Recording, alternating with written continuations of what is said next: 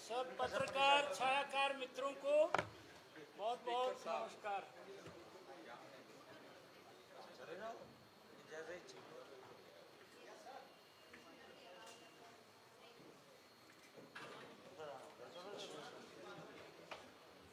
शुरू करें। कुछ तो पुराने साथी हैं, बहुत सदाबहार हैं आप। गुप्ता जी बहुत पुराने पत्रकार हैं। हमारे ऑडियो थे जैन साहब। तो लगा जी। हाँ जी सपड़ा जी। हमारे रोहतक है जैन साहब थे, तो शक्ल जितनी उम्र आओ राजेंद्र सपड़ा जी जो अपने मीडिया प्रभारी हैं। हाँ इनका रह गया था स्वागत। इधर से उधर से हाँ जी उनके साथ मीडिया प्रभारी मनोज रेजा जी अंकित पाने को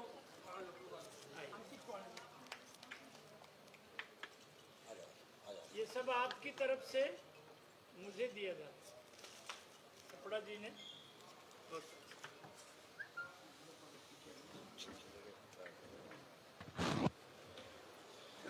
हिसार के सभी मुखिया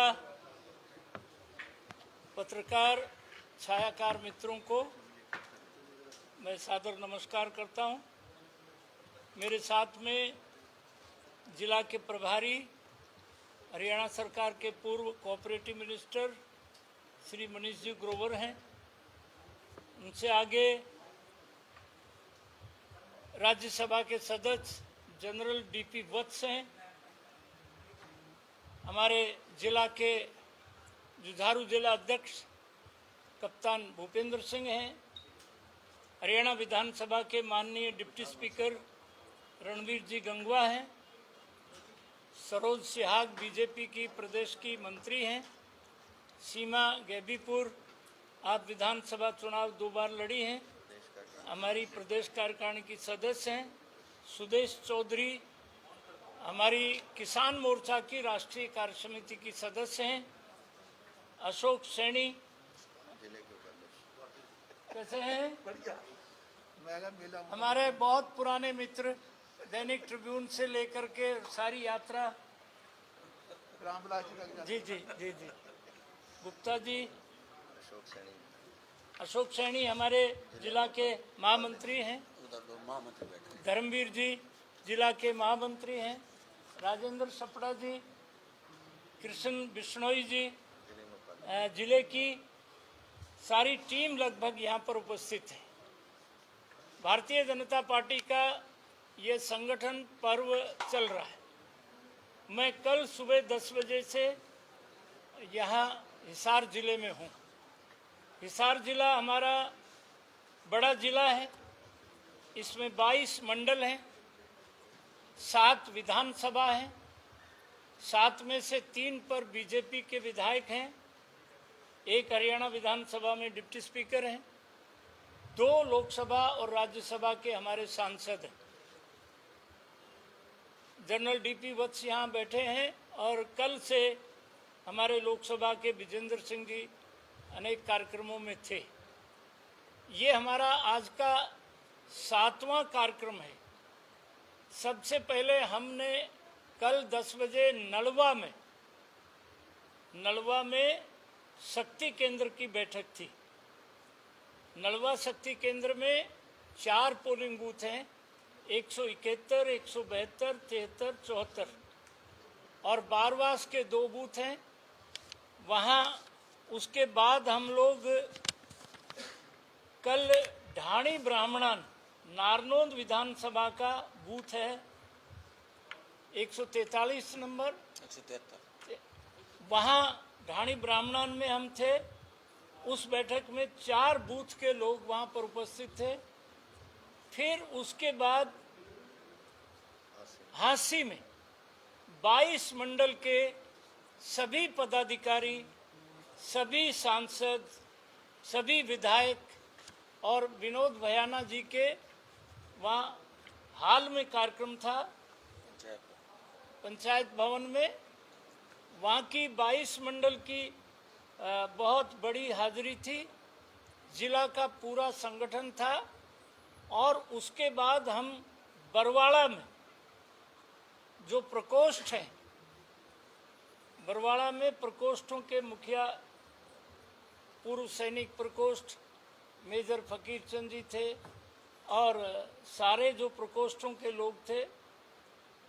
और उसके बाद रणबीर गंगवा जी के यहाँ भोजन था।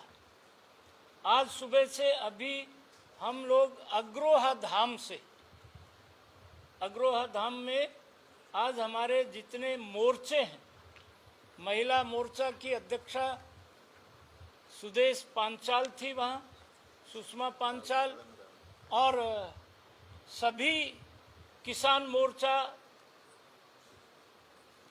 हमारा युवा मोर्चा, संदीप गोयल युवा मोर्चा के अध्यक्ष श्रीनिवास जी के पुत्र, और एससी मोर्चा के रमेश जी, और बैकवर्ड मोर्चा के ईश्वर मालावाल अभी भी बैठे हैं।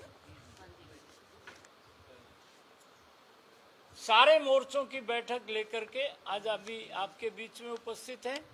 अभी हमारी जिला की कोर कमेटी की बैठक है। फिर सरोज सिहाग के यहाँ पर हमारी जो छोटी टोली है, जिसमें कप्तान अभिमन्यु हैं, जिसमें जिला अध्यक्ष हैं, जिसमें हमारे जिला के प्रभारी हैं, सांसद हैं, एमपी एमएलए, सब जो हमारी कमेटी है, ये संगठनात्मक पूरे हरियाणा में जो पुराने हमारे जैसे कार्यकर्ता हैं, वो 2-2 दिन का प्रवास हर जिले में कर रहे हैं। मैं क्योंकि पुराना कार्यकर्ता हूँ और मेरे कद के हिसाब से हिसार में मुझे भेजा है, क्योंकि सबसे बड़ा जिला है। भारतीय जनता पार्टी 365 दिन काम करने वाली पार्टी है। श्यामा प्रसाद मुखर्जी पंडित जवाहरलाल नेहरू देश के प्रथम प्रधानमंत्री के साथ उद्योग मंत्री थे। प्रोटोकॉल वाइज डॉक्टर मुखर्जी का पंडित जवाहरलाल नेहरू के बाद दूसरा स्थान था। 1951 में उन्होंने जनसंघ की स्थापना की थी और 52 के 6 दिसंबर को उन्होंने पार्लियामेंट में एक ऐतिहासिक तकरीर दी थी कि एक देश में 2 प्रधान, एक देश में 2 निशान, एक देश में 2 विधान नहीं चलेंगे। और मैं उद्योग मंत्री की कुर्सी से ठोकर मार के मैं अपने कश्मीर में जा रहा। आप जो जिज्ञासु पत्रकार हैं, अनुभवी पत्रकार हैं, वो जानते हैं कि सांबा से आगे उनको गिरफ्तार कर लिया और 23 जून 1953 को उनकी लाश देश को मिली थी। डॉक्टर मुखर्जी की कुर्बान हो गए, परंतु उस समय परमिट सिस्टम खत्म हुआ। वहाँ के मुख्यमंत्री की गाड़ी पर राष्ट्रीय ध्वज लगने लगा और इस बार तो लाल चौक में कन्हैया का बांके बिहारी लाल की जय, वृंदावन बिहारी लाल की जय, श्रीनगर के लाल चौक में भी जन्माष्टमी का त्यौहार मनाया गया। मैं पत्रकार छायाकार मित्रों को ये कहना चाहता हूँ, 5 अगस्त 2019 को जब जम्मू कश्मीर से धारा 370 और 35A हटाई जा रही थी, जनरल कौशिक ने, डीपी वत्स ने उसमें वोट डाला। हमने डॉक्टर मुखर्जी को नहीं भूला। 1953 में हुई शहादत अपने संस्थापक को नरेंद्र भाई मोदी ने 5 अगस्त को धारा 370 खत्म करके अपने मरहूम नेता डॉक्टर मुखर्जी को श्रद्धांजलि दी थी। I want to establish this point before my honorable journalist मित्रों से कि we are a party with difference, we are a party with a purpose। हमने 53 में अपने नेता की याद में और 2019 में धारा 370 को हटाया। कश्मीर से उजड़े हुए 10 लाख पंडितों ने नरेंद्र भाई मोदी का धन्यवाद किया कि वाह रे नरेंद्र भाई मोदी, आपने हम घोंसलों से उजड़ गए थे, आपने फिर से हमको उन घोंसलों में आबाद कर दिया। आज ही नरेंद्र भाई मोदी ने 6 रबी की फसलों के दाम बढ़ाए। हम नरेंद्र भाई मोदी का बहुत आभार प्रकट करते हैं। उन्होंने गेहूं के दाम में 2015, पहले 1975 था, अब गेहूं का दाम 2015 रुपया प्रति क्विंटल। सरसों में 400 रुपया प्रति क्विंटल दाम बढ़ाया। मसूर की दाल में 400 रुपया प्रति क्विंटल का दाम बढ़ाया। जौ में प्रति क्विंटल 35 रुपया, चने में 130 रुपया। अपना ये इलाका बाजरा और कपास की फसल है, जबरदस्त फसल। कपास 7,000 से ऊपर बिक रही है। बाजरा गेहूं से महंगा है आज भी, 2250 रुपये बाजरा का दाम है। इस बार हम जब नड़वा जा रहे थे, नारनौल जा रहे थे, मैं कप्तान भूपेंद्र से पूछ रहा था कि इस बार कपास कम है, बाजरा ज़्यादा है कि जी बाजरे का भाव बढ़ गया। तो हम नरेंद्र भाई मोदी का बहुत आभार प्रकट करते हैं कि उन्होंने लगातार, उनका जो किसान के प्रति धारणा है। आज हरियाणा में गन्ने का दाम 360 रुपया प्रति क्विंटल। पूरे हिंदुस्तान में सबसे ज्यादा गन्ने का दाम हरियाणा दे रहा है। अभी यूपी के 1,41,000 करोड़ रुपया गन्ने के दाम का बकाया केवल यूपी में गन्ने किसान को दिया गया है। ये सरकार किसान की शुभ चिंतक सरकार है, उसका प्रमाण फसलों का दाम है। इतना क्या कोरोना वैक्सीन सकते आज भाई लोग ये कह रहे थे कि कोरोना वैक्सीन नहीं बन रहा। नरेंद्र मोदी कोरोना वॉरियर्स के लिए कभी थाली बजवा रहे हैं, कभी ताली बजवा रहे हैं, कभी दीपक जला रहे हैं। तो ये मजाक हमारा जो विरोधी मित्र मंडली है वो कहती थी। और आज 70 करोड़ से ज़्यादा वैक्सीन भारत में लग गई है। यूरोप के कई देशों को मिला लें तो 70 करोड़ आबादी नहीं होती। हमारे यहाँ वैक्सीन की, और आप सब पत्रकार मित्र जानते हैं कि जब वैक्सीन बन रही थी तो नरेंद्र भाई मोदी एक ही दिन में तीनों जगह, अहमदाबाद भी गए, हैदराबाद भी गए और पूना भी गए। सबसे पहले वैक्सीन बनाने वाला देश हिंदुस्तान है। 90 देशों में भारत की वैक्सीन को लोगों ने, उसकी क्रेडिबिलिटी इतनी है, और आज उसी देश में 70 करोड़ से ज़्यादा वैक्सीन लग चुकी है। गांव गरीब किसान का कहना है कि ये कोरोना काल में नरेंद्र भाई मोदी जैसा प्रधानमंत्री नहीं होता तो हिंदुस्तान की आबादी का पता नहीं क्या होता। अभी आपने बताया गन्ने के बारे में, सबसे ज़्यादा गन्ना उत्तर प्रदेश के, पश्चिमी उत्तर प्रदेश में होता है। सबसे ज़्यादा मिले भी वही है और दाम भी सबसे कम है।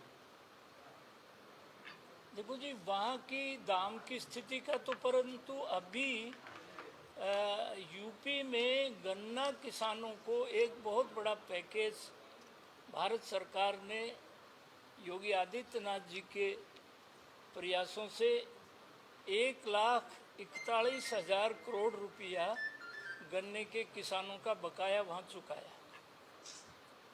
जबकि 14 दिन में चुकाना था। मोदी जी ने कहा था कि 14 दिन में चुकाएंगे।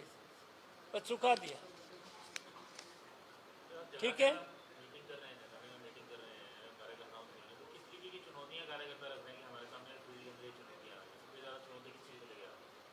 देखिए, मैंने कहा ये 7वां कार्यक्रम है, 2 कार्यक्रम अभी बाकी है। एक कार्यकर्ता का हमने मापदंड रखा है। जैसे छोटी टोली है उसमें हम 9 ही आदमी हैं। जैसे नड़वा में शक्ति केंद्र की बैठक थी तो उसमें 100 आदमी थे। कल जैसे हांसी में 22 मंडलों के पदाधिकारी थे तो वहाँ 300 से ऊपर आदमी थे। तो कार्यकर्ता के सामने भारतीय जनता पार्टी, मैंने जैसे कहा ना कि भारतीय जनता पार्टी कार्यकर्ता की पार्टी है, तो हम अपने संगठन को चुस्त दुरुस्त करते रहते।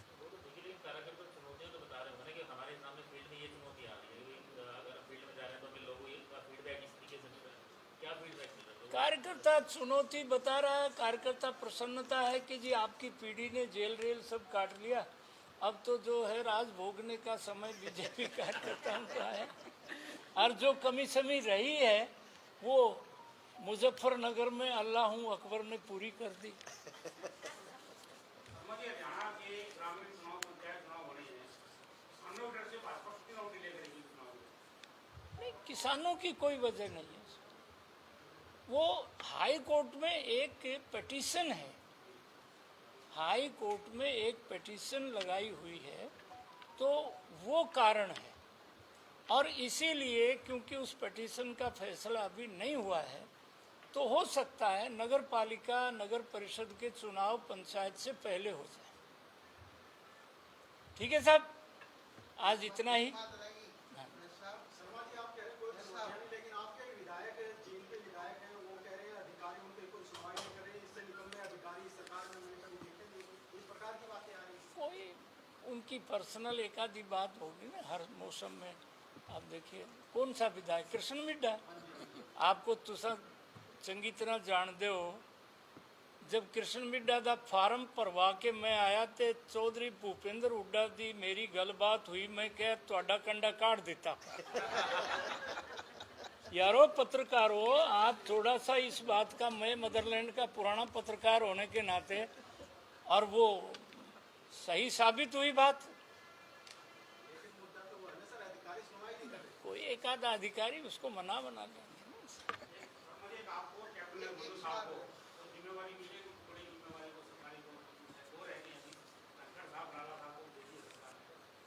नहीं, तो सरकार ने दे दी है ना, मैं तो संगठन का पुराना कार्यकर्ता हूँ। पार्टी नहीं रहेगी आप।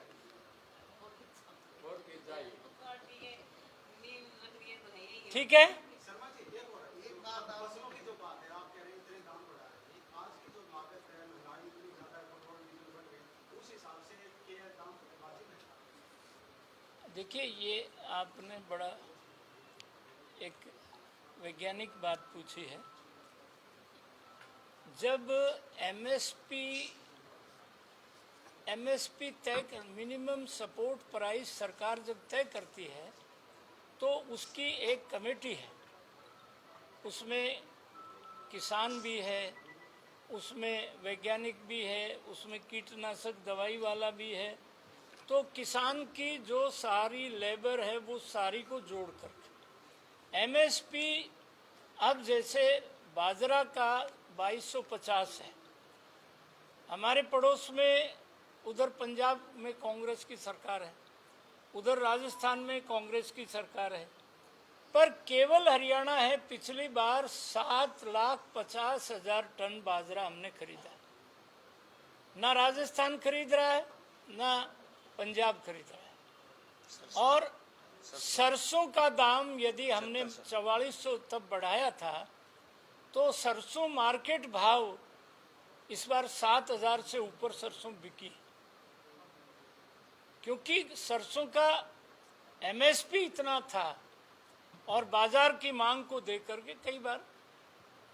तो ये बात सही है कि इसमें सारी चीज़ों का ध्यान रखना पड़ता है, कंज्यूमर के भी इंटरेस्ट को सरकार ध्यान में रखती है। शिक्षा मंत्री आप रहे हैं, लेकिन अभी कोरोना की वजह से कॉलेज और स्कूल नहीं, कॉलेज और यूनिवर्सिटी नहीं खोली जा रही है, तो क्या पढ़ाई प्रभावित नहीं हो रही है? नहीं, पढ़ाई तो प्रभावित हो रही है, पर आप देख रहे हैं ना कि सब चीज़ें खोल दी गई, लेकिन क्योंकि सबसे बड़ा मानव शक्ति स्कूल यूनिवर्सिटी जो जवानों की संख्या है उसको थोड़ा ध्यान में रखते हुए अब कहीं कहीं तो स्कूल खुल रहे हैं, 6ठी से लेके 12वीं तक प्राइवेट संस्थाएं भी खुली हैं, सरकारी विद्यालय भी खुले हैं। पर थोड़ा सा क्योंकि बहुत बड़ा मानव शक्ति विद्यालय में यूनिवर्सिटी में है, तो उनका रक्षा सुरक्षा का भी थोड़ा ध्यान रख के धीरे धीरे खुल रहे हैं।